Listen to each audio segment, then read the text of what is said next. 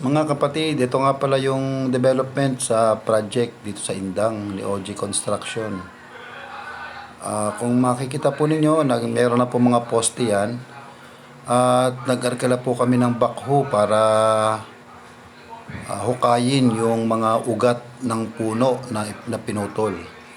Pero pinaghukay po muna namin siya ng pundasyon dahil pagkakataon na namin ito na para malesen yung bayad sa labor. So, pinagukay po namin sila ng ng pundasyon dito. So, apat na pundasyon 'yan na additional dito sa may bandang gilid. Yan po, after po na mahukay yan, ay papatanggal na po namin yung mga puno pinagputulan.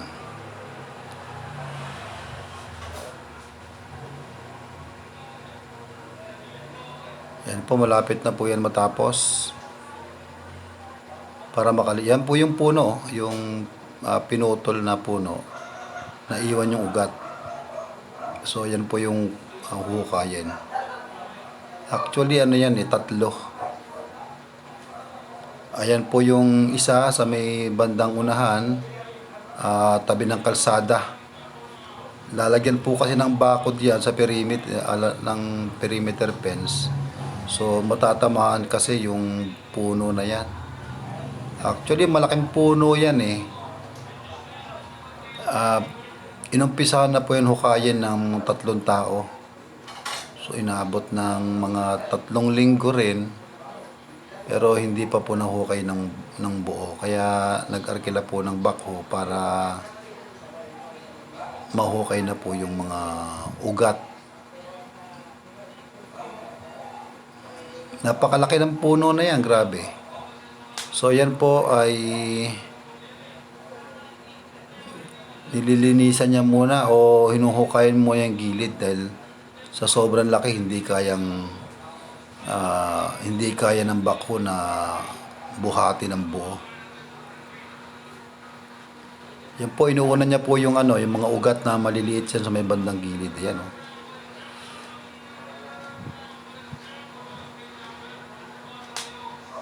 Ang lalaki ng ugat na yan, grabe.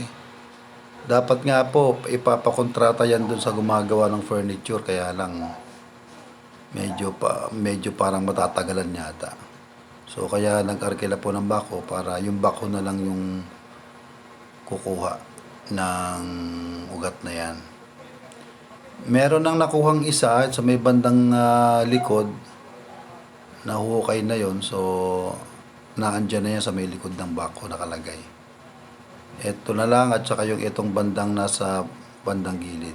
Yan bandang harapan. Lakas talaga ng backhoe. Yung. Ayan na sa may na. So hindi pa kaya yung malaki. Kailangan unti-untiin lang muna.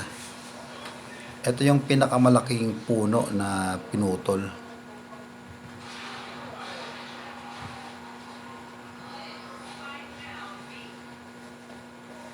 Ayan.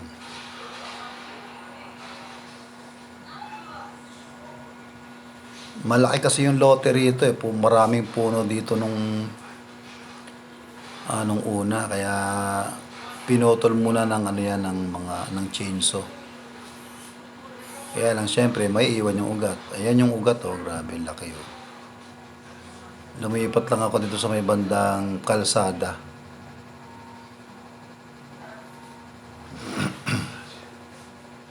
Kung ipapakontrata kasi to,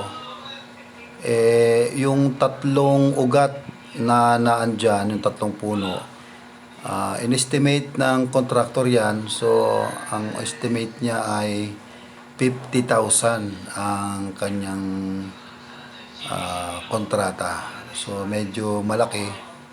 Tapos aabutin pa ng mga ilang linggo bago makuha. Samantalang pag backhoe, ayan, actually ang bayad sa backhoe parang umabot yata ng 22K yan eh. Pero 2.5 hours lang yan ginawa. Ang mahal lang sa pag-arkla ng backhoe yung mobilization. Oo, gawa ng siyempre, ibabiyahe mo yung backhoe.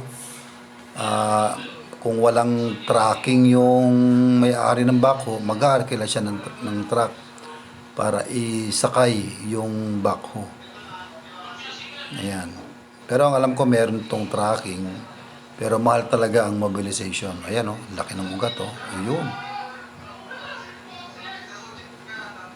2 hours lang yan. Ang per hour ng backhoe 2.5.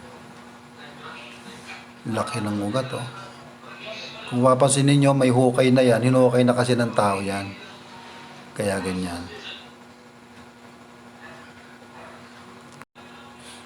Ang laki ah.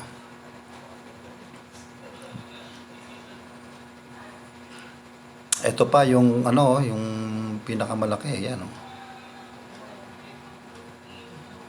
Yan, kakayudin muna nila yan. Kasi hindi kaya ng buo eh. Kaya kinakayod muna ng backhoe. Hindi kaya. Malalim pa yung pagkakabaon kasi ng ugat. Kaya ganyan.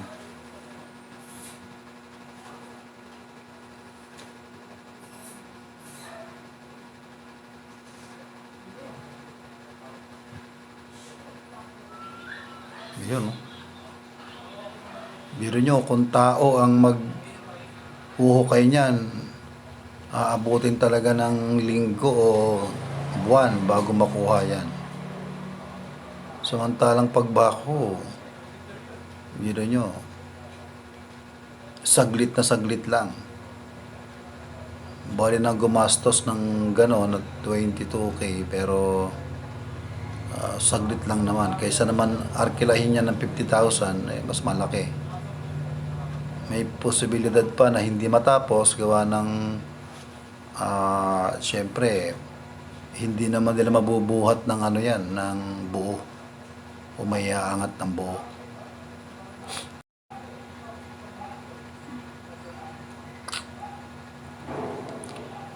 Ilang beses din naputol yung nito yung lock nito sa may pinaka-ladle niya kaya ganyan.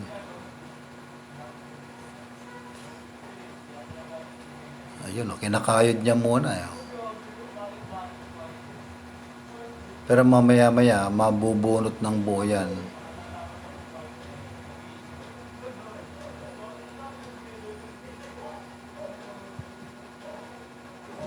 Ayan na. Boom. Partial talaga. Hindi kaya ng buo.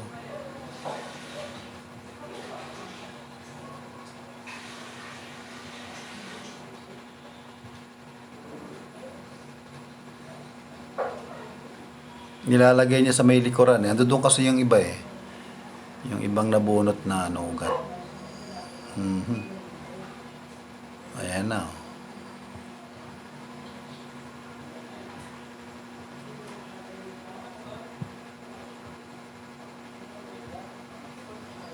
Malapit na, gumagalaw na Ayan.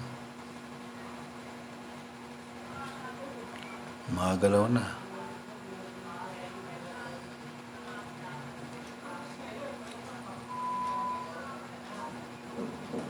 Malakas talaga yung backhoe no?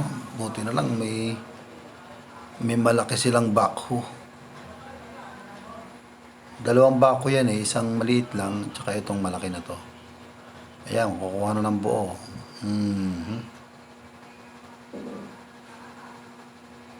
Ayun na.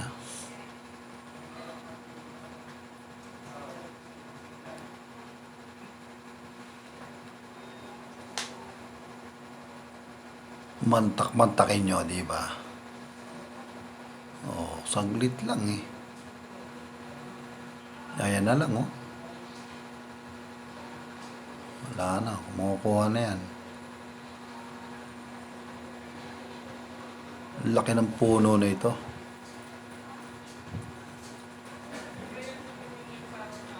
Ayan na, kuha na.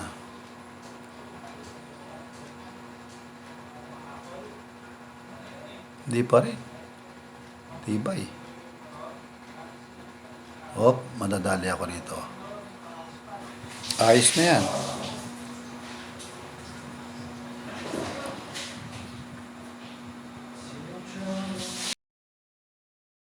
Ito yung kukunin na yung backhoe nito sa uli na. Yan. Curious lang ako kasi papaano kaya may sasampa ng operator itong backhoe doon sa truck na yon. Kaya, ayan. Mahuhusay talaga itong operator na to eh. Yan. Itinawid niya yung, yung backhoe. Diyan, meron kasing kanal yan dyan. Malaki yung kanal. So, tinutukod-tukod niya lang yung ladle eh. Angat, tapos, yun, no? O, hindi nga naman malulubak. Ang galing, ah. Yun yung truck na paglalagyan, eh. So, paano kaya may isasampa niya yan?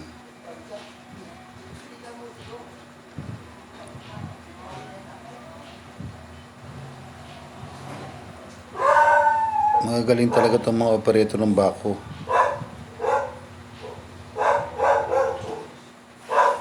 Ayan, sa may kalsada na yan, sa may gilid. Ayan. So, aatras yung truck. Ayan, umaatras yung truck.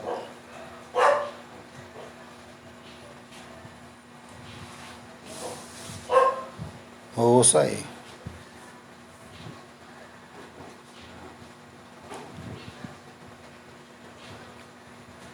Ayan, umaangat yung unahan ng truck. Kumbaga, meron siyang outrigger dun sa may unahan, no? Parang hydraulic. Umaangat, so bumababa yung likuran. Ganun pala yun. Galing, ah. Tapos, anong gagawin nito? Lumapit.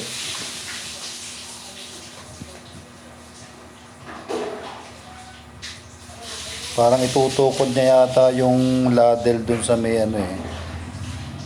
Ayan, oh. Itutukod niya ron sa may, ibabaw ng truck. Tapos aangat siguro tong unahan.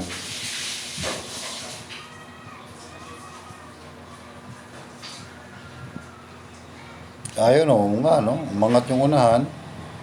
Tapos, aabante. Ang galing, ah. Ayun, oh. Abante. Mahuhusay talaga, bilib ako rito. Tapos, iikot niya yung ladle. Tapos, itutukod siguro dun sa likod para hindi siya malaglag. Ito, niya. Hindi dumulas. Ayun.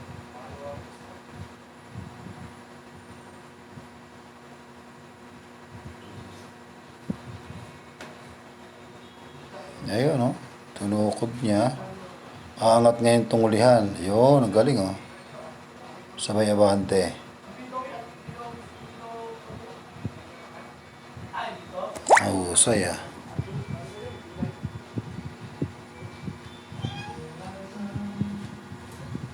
Galing, ah. Hindi na kailangan ng crane para iangat yung backhoe. Hey, Iking. Yan si Iking. Ayan, didiretso na yan. Galing. Bilib talaga ako dito sa operator nito. Sanay na siya eh.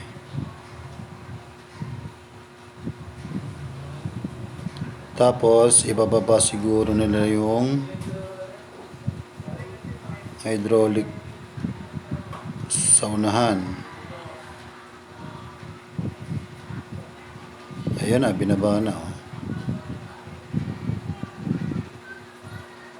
Ayos. Galing. Bilib ako. Ayan na. Ayan na, bayaran na. Bilang-bilang muna. Bilang-bilang. Ayun, kung galing talaga ng operator na to. So, ayun, ayos na. Thank you for watching.